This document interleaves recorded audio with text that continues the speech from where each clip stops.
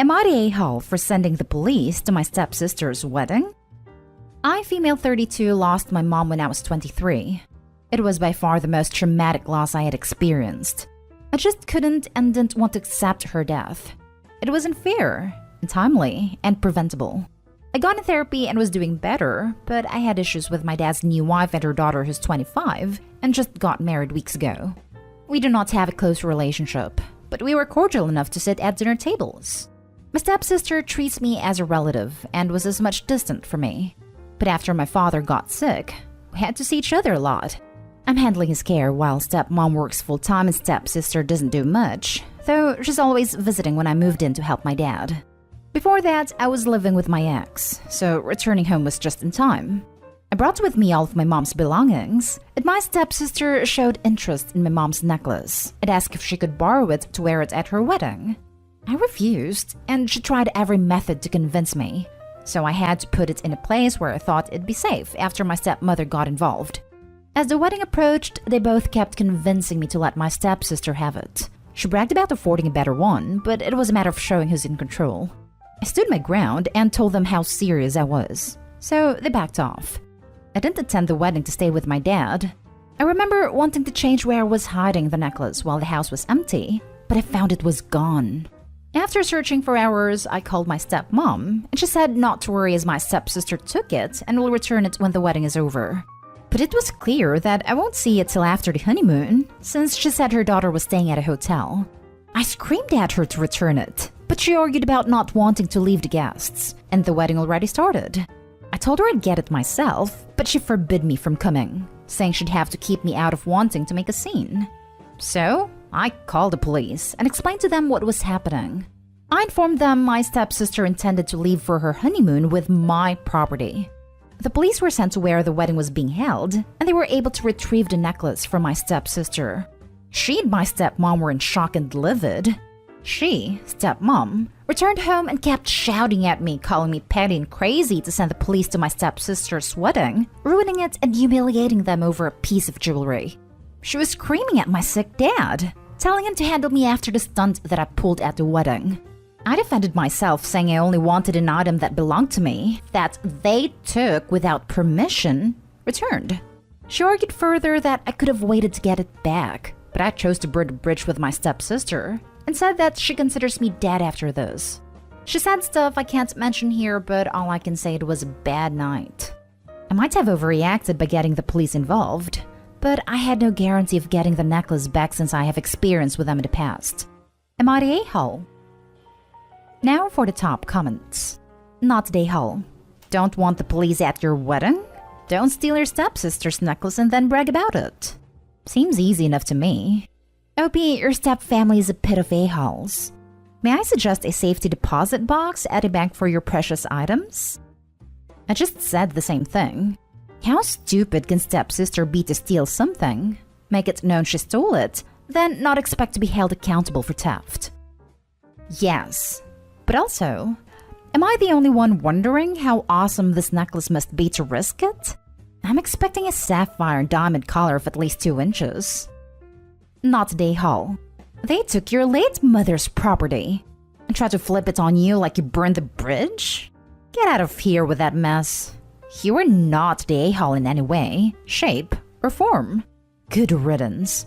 Hopefully, they never bother you again. Put all your mother's things in a safe, safety deposit box, or storage unit. I admit that I'm the type that makes hasty decisions when angry. I was angry in that moment. I had a terrible feeling and let my anger control the situation. I won't lie to regret getting the police involved, but all they did was just retrieve the item. She says you are dead to her after this? Well, she should be dead to you. She was in the wrong. They both were wrong. You don't want the respect of people like that because their respect would make you wonder if you are turning out like them. Yeah, I don't have her on my social media, but my number was blocked by her. My stepmom kept saying that she was going to make sure the items returned, but telling me no when I wanted to come take it back myself made me lose my patience. OP, check your father's will ASAP and see if you can get some control over his affairs. Now for the next story. Am I the a-hole for having a family dinner after my sister's wedding? My sister Jess, 30 female, got married on Saturday morning. I, 26 female, did not attend for a multitude of reasons, but primarily because I don't care for her fiancé Jay and we don't get along. So I figured I would skip to allow for them to have a happy time without me being a Debbie Downer and raining on their parade. Due to the wedding, several family members were in town, some that I hadn't seen for quite a few years and may not get to see again before they get too old or pass away, as they are older or live out of the country. Since I didn't go to the wedding, I figured that I would host a family dinner later in the evening from the wedding, as most family members are scheduled to leave on Sunday or Monday and everyone would be split up. The wedding began at 11 a.m., and the dinner was scheduled to begin at 5 p.m. I do live about an hour from the venue, so I knew most people would be on the road by 4 p.m. But I figured that seeing as the wedding started at 11, 5 hours would be plenty of time for everyone to visit and mingle with Jess at the actual wedding. At around 4:30, Jess called me, completely irate, yelling, swearing, and just generally saying harsh things about how I'd stolen her guests and ruined her day in multiple ways, especially since I didn't invite her and Jay to the dinner. Again, the fiancé that I don't get along with. I didn't beg anyone to come to the dinner, nor did I pressure anyone and left it open to them all about whether or not they wanted to come, which most of them did. I thought this was a fine compromise since it would decrease the tension of everyone involved and make for smoother sailing. But Jess sent me an incredibly nasty message and has blocked me from her Instagram and Facebook. I'm unsure if whether or not she blocked my phone number or if she's just not responding. I didn't think the dinner idea was so terrible, but my boyfriend feels like it was an a-hole move and that I should try to apologize to her, but I need more perspectives. So, am I the a-hole? You're the a-hole. That is a prick move to have a dinner the same night as her wedding without running it past her first. Also, who has dinner at 5 p.m. other than 4-year-olds? Allow for them to have a happy time without me being a Debbie Downer and raining on their parade. No, you didn't rain on their parade. You straight up stole it. You couldn't manage to get over yourself and put a smile on for a few hours to be at your sister's wedding. And if that's not bad enough, you straight up stole her guests from the reception and you don't think you're the a-hole. You're sorely mistaken. This is absolutely awful, and you should be ashamed of yourself for ruining your sister's wedding. You're the a-hole. I don't like my sister's husband for legitimate reasons, but I still went to their wedding because she's my sister. Refusing to go and then having all our family round for food would have been so rude. You're the a-hole. I'm having a hard time believing that you didn't do this on purpose to spite them. You took a chunk of their big day. Couldn't you at least have waited until the next day for your dinner? She 100% did it on purpose. Even her boyfriend called her out, but she needs more perspectives to apologize. A-hole move. Next story is titled, Am I the a-hole for not inviting my dad and his mistress to my wedding? I am getting married soon and I have not invited my father or his mistress. I cheated on my mother and essentially screwed her over. I want nothing to do with that person I sadly have to call human and a father. He spent my goddamn college fund, which was almost 80% of my mother's money, on his mistress, and has only called me for money despite having a bunch of his own, knowing we're barely surviving, just so he could belittle us. He has always expected things in life without doing the heavy work, and my grandmother encourages it, which is why I grew up to be a deadbeat father and entitled. I got a phone call from him expecting a wedding invitation. I laughed and said no, then hung up. Less than an hour later, my grandmother called to cheer me out and said I was being an ungrateful and spiteful brat. I almost choked on the food I was eating when hearing this. I can agree it was spiteful to laugh at him, but he laughed at me for years and nobody cared. But when I laughed at him one time, they acted like I murdered someone or something? Now, my dad's family's on my case about being rude. I wanted to know if I was being spiteful or ungrateful. Am I the a-hole? Now for the top comments. Not the a-hole. And I'd cut that grandma loose right along with him. Also not the a-hole. Ungrateful for what? Being treated like crap? If so, then yes, you are ungrateful for that. They can all stay home. Not the a-hole. He spent your college fund on his mistress? I literally haven't met this guy, yet I hate his guts. To hell with it. Screw that guy. He doesn't deserve to go to your wedding. Exactly. I'd be like, not only did you spend the money you put aside for my college on your mistress, you also spent the money my mother also put aside for college on your mistress, you freaking bottom feeder.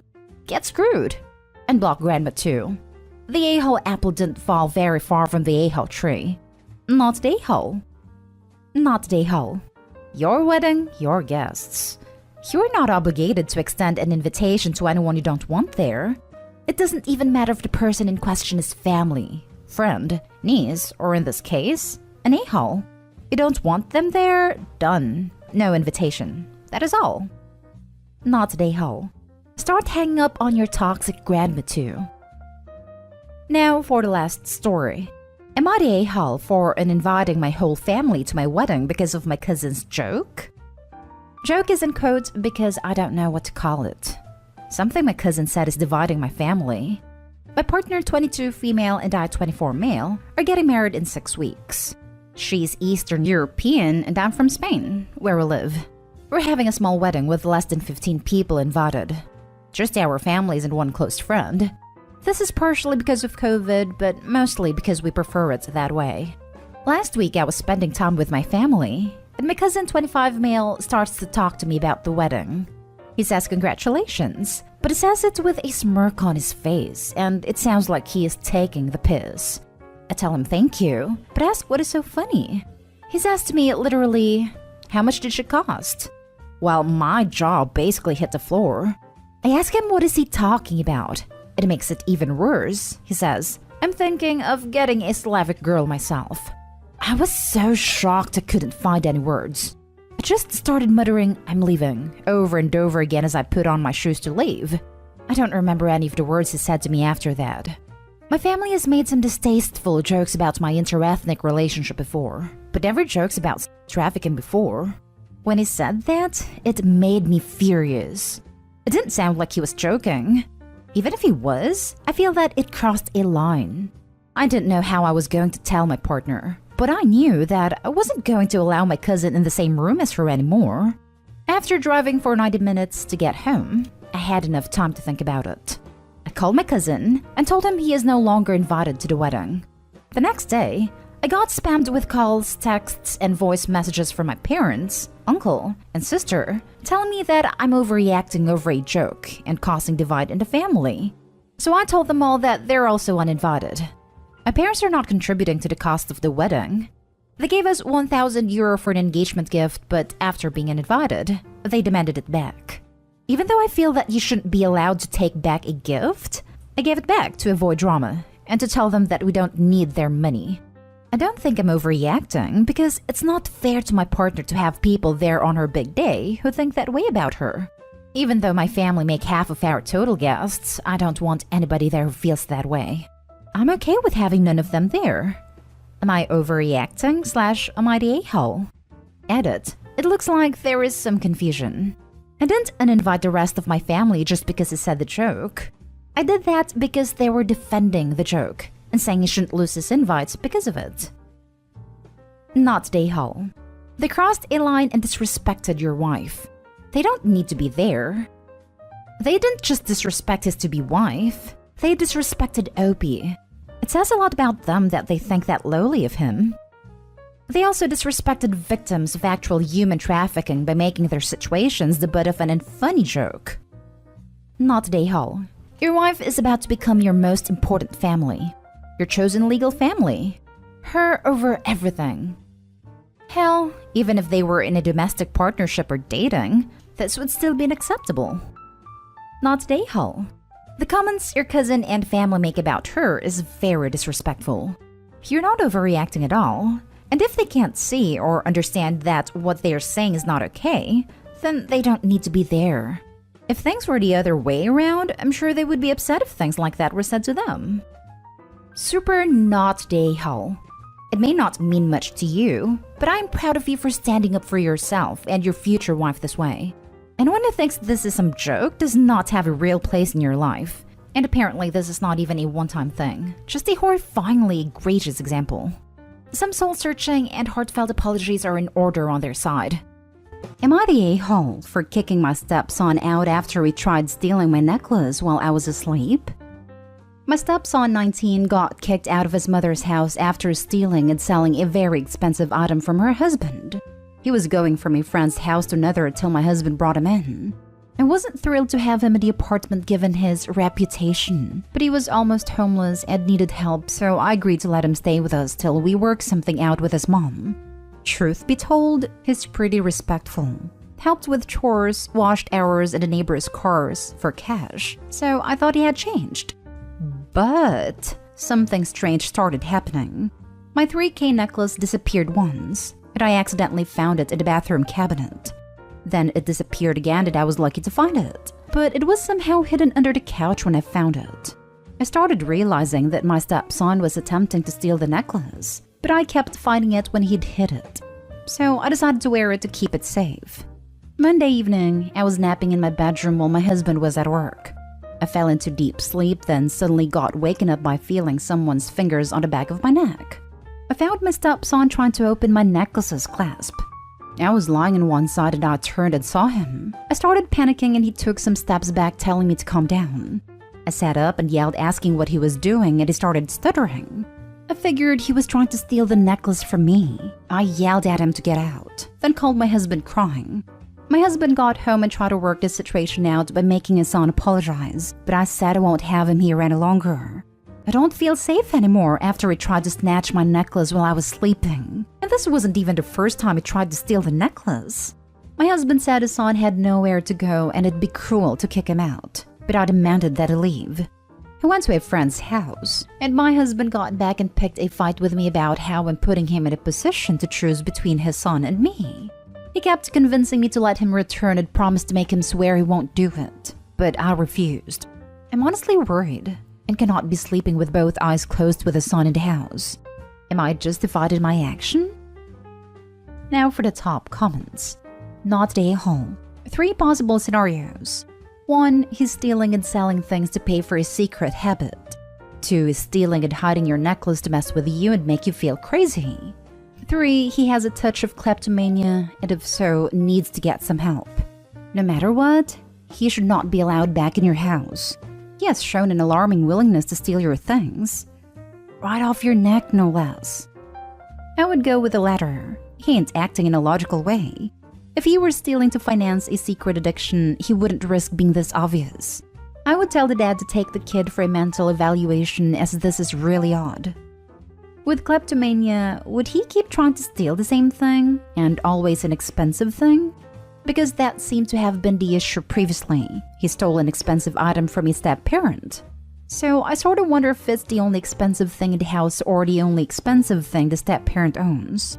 But yeah, I agree. It's worth the parents taking the kid for a mental health evaluation, and definitely the kid not living in their home. Not day home. Not day home. He is 19 and definitely old enough to know what he is doing. If he gets kicked out, it's on him. There's a reason his own mom doesn't even want him there. He is doing this to himself. I can't imagine the audacity he has to try and steal it while you are sleeping. That is also creepy and I wouldn't feel safe in my own house. Oh, absolutely not stay home. That's really scary how boundaries have already expanded to almost assaulting you in your sleep. You are not safe, your stuff is not safe. This is not a situation to compromise at all. You would have valid reason to kick him out after the first time your necklace went missing. If this kid has a key to your house, look into getting a new lock, and maybe an additional one for your bedroom. Increasing criminal behavior doesn't suddenly stop. Increasing is the key word here. He's touching people in their sleep already. Even if it's just to steal, that is terrifying. But I can't imagine it won't continue escalating if he keeps being enabled. Next story is titled, Am I the a-hole for telling my daughter to butt out of my personal life and asking her to stay with her mom? So, me, 35 male, and my ex-wife, Holly, 35 female, have a 16-year-old daughter named Shay. Me and Holly started dating when we were 14 and divorced 1.5 years ago. The reason was she felt like she hasn't experienced dating since we got together so young, and she was getting curious but didn't want to step out on me. So I agreed not to hold her back, and we divorced. We immediately got Shay into therapy and she handled the whole thing really well, at first. Well, I started to date. It was weird but kinda exciting. Shay was happy for me and encouraged me to go on dates. Well, everything changed. Me and Holly spent the night together 8 months ago and my daughter found us the next morning. She was giddy, but we explained to her that we weren't getting back together, that we just have a very strong bond and are best friends, but she shouldn't have found out. Ever since, Shay's been a nightmare. I was dating a teacher from her school and she tried to sabotage it. Shay would show up on our dates. We track each other's location. She would constantly bring up her mom in front of the girl I was dating. She was rude to her. Eventually, we split because she didn't want the drama. The past 8 months, Shay had been sending me pictures of her and her mom in workout classes. She keeps telling me about Holly's new fitness. Holly has lost weight and she looks freaking incredible, but I kept telling her that me and her mom are better apart right now. About 4 months ago, Holly calls me. She admitted to drinking a bottle of wine and saying some stuff to Shay. She told her the reason we split up, and that she regretted it and wanted the family back together, and that she was done dating because she hated it. I sat down Shay and explained to her again my stance, that I absolutely love her and her mom, and that there was definitely a possibility of reconciliation down the line, but at this point I was having fun. So I started to see Shay's friend's mom around this time. We kept it from the girls until we thought it was real. Shay freaked out. She cut off her friend, and she sent my girlfriend a lengthy Facebook message that basically said she was wasting her time, that I was in love with my ex. I talked to Shay about how inappropriate that was, and we got her back into therapy. So last week, my girlfriend was trying to get something from my house. I was at home, but Shay was. My girlfriend knocked on the door, but Shay saw who it was and wouldn't open the door. I called her and told her to open it, and she refused. I had to run home from work to let my girlfriend in. I was furious with Shay. I basically told her that she needed to butt out of my personal life, and that maybe it would be best if she stayed at her mom's. We don't have a formal custody agreement, for a while, until she could accept that I was dating. She left and I called Holly, but Holly thinks I'm being an a-hole. Am I? You and the ex are both a-holes for doing 10 months of therapy for a one-night stand. Seriously, everyone sucks here and I feel bad for the daughter. This is such a chaotic environment for her. Can you not date someone who has a close proximity to your daughter? You dated a teacher at her school and her friend's mom. Really? You and your wife basically undid everything therapy-wise, but now you're basically butting into your kid's personal life. Your daughter's actions aren't great, but she's confused and her mental health is definitely all over the place. Maybe you need to focus on that and not dating people so close to her own life. You're the a-hole. And teachers. OMG, parents that date teachers are so shameless. You're the a-hole. You are absolutely, without a doubt, 100% the a-hole. So y'all uproot this girl's entire family life. And a year and a half later, she's expected to see you dating and being serious with her friend's mother? And when she has a warranted reaction, you tell her to leave. You're choosing a few months old relationship over your daughter. Absolutely pathetic. Next story. Am I the a-hole for not equally splitting my deceased mother's fabric in quilts I made for my siblings? I'm male 39, am the youngest of 6 children. I was a surprise kid late in my parents' life, and I was a young teen when my mom started to get antsy and want to get out of the house more. She started taking hobby classes. I got dragged along to each and every one. Because of this, I have a wide array of very weird crafting knowledges. Crochet, knitting, basket weaving, quilting, cake decoration, oil painting.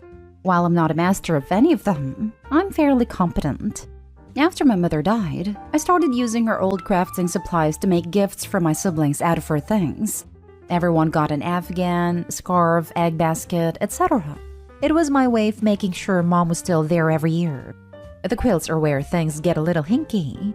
I made 3 quilt tops before I ran out of fabric. There wasn't enough to make them all, and I didn't realize it until I was too deep into the project. I ran out and grabbed some fabric. I did my best to get a really broad variety of scraps to keep it from being obvious. I did a few adjustments, split 2 of the existing quilt tops and added on more using the new scraps. I wanted everyone to have at least some of Mom's fabric in their quilt. When I wrapped them, I didn't bother to put names on them. Everyone just grabbed a package and were delighted to have a nice quilt.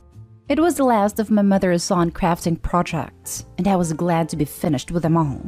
I ended up mentioning to my sister over dinner last week that only one of the quilts was entirely Mom's fabric, because I had run out of fabric. She immediately asked me which one, and I said I wasn't sure who had gotten it. I didn't at the time. I'd explained again that there wasn't enough fabric to go around. She starts to get annoyed, wanting to know why I didn't make sure to give the one that was entirely Mom's fabric to her, since she was the oldest. You can see where this is going. This snowballed. My sister called my other siblings to solve the mystery, and now siblings are all texting and posting pictures of their quilts, trying to figure out who got the real one and who were fakes. I now know, thanks to all the pictures, exactly which one is made entirely of her fabric, but I'm playing stupid. You can't have that much fabric laying in your lap for months without recognizing it. I've gotten more than a few nasty messages about it from the peanut gallery, and all my siblings' friends seem to think that it's insanely rude that I would pull a trick like this. I realize now that I probably should have just broken down all 3 of the quilt tops to spread things around. But God, it was so miserable rushing for months to get them done, only to have to split 2 of them just to expand them back out again. So, am I the a-hole for not giving my siblings an equal share of Mom's fabric in their Christmas quilts? At this point, I feel like I should have just made 3 quilts and explained the problem and let them fight about it. Now for the comments. Not the a-hole. Honestly, if anyone deserved the one that was 100% her fabric, it is you. You were the one who went to the hobby classes with her. You were the one to make sure everyone got something made from her hobby stuff, and you were the one who made everything. It is messed up that they are so ungrateful.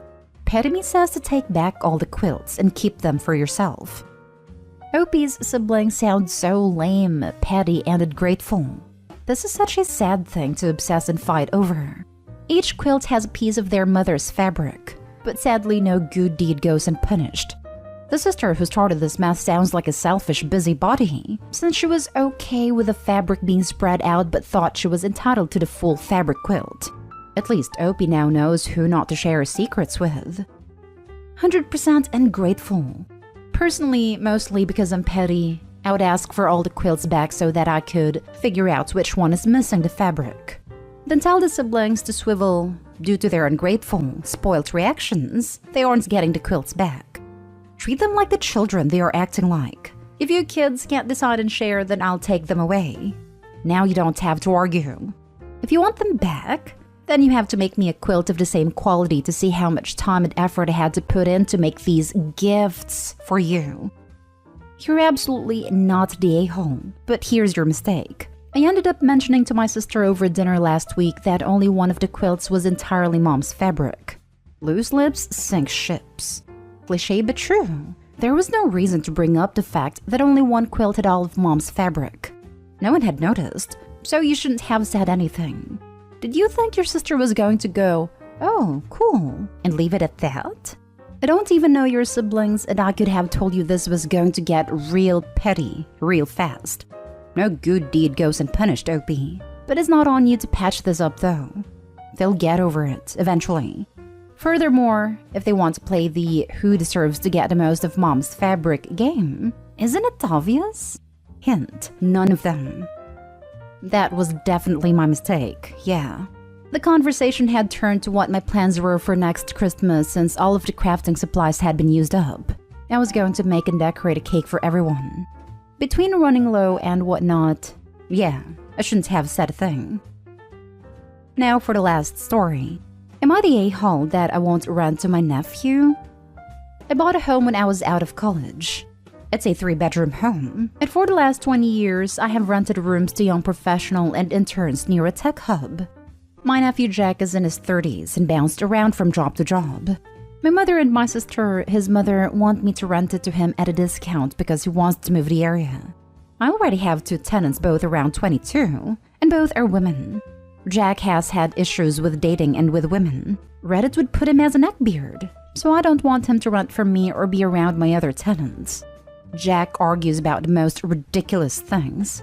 He has a mentality of a 15-year-old boy and would not even fit in with the atmosphere of the house, so I don't want him there. He was also evicted from his last place. It is credited as I told mom and sister this and they have yelled at me about how his family, and maybe this time he will find a place where he fits in. I put my foot down and said no. I will rent out the vacant room to someone else. My whole family's against me now.